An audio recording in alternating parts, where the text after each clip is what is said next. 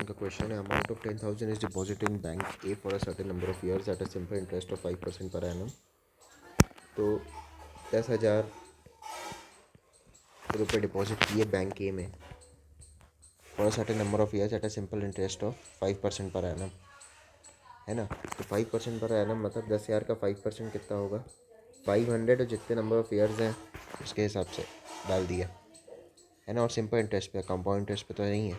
Compound interest पे होता तो फिर मतलब एक साल 10,000, फिर दूसरे साल 10,500 पे, फिर तीसरे साल 10,500 प्लस जो भी अमाउंट आएगा उस पर। और ये सिंपल इंटरेस्ट है तो प्लस 500 एन का फॉर्मूला, ठीक है।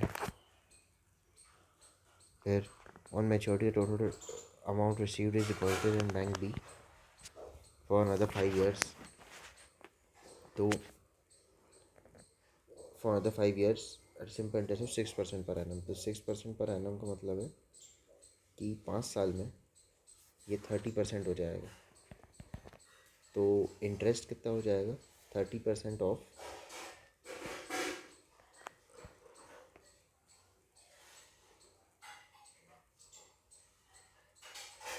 30% ऑफ दिस वैल्यू, इस वैल्यू का 30%, 10,000 प्लस 500 एन का 30%।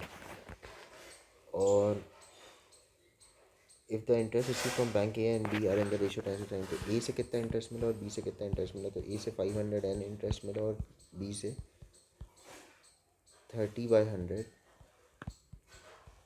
इंटू 10,000 प्लस 500 एन मिला। तो then the investment period in years, मतलब एन की वैल्यू निकालनी है। तो ए और बी का ये क्या है, रेशियो कितने में है, 10:13 का रेशियो है। तो 1 = 50 n/13 है यहाँ। फिर 3/10, तो ये काटा तो 3,000 प्लस